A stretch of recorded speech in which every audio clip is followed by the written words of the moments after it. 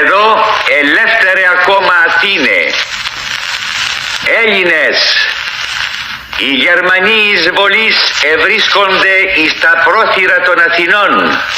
Αδέλφια, κρατήστε καλά μέσα στην ψυχή σας το πνεύμα του μετώπου.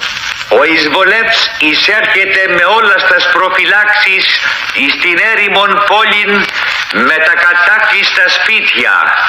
Έλληνες, ψηλά τις καρδιές. Προσοχή!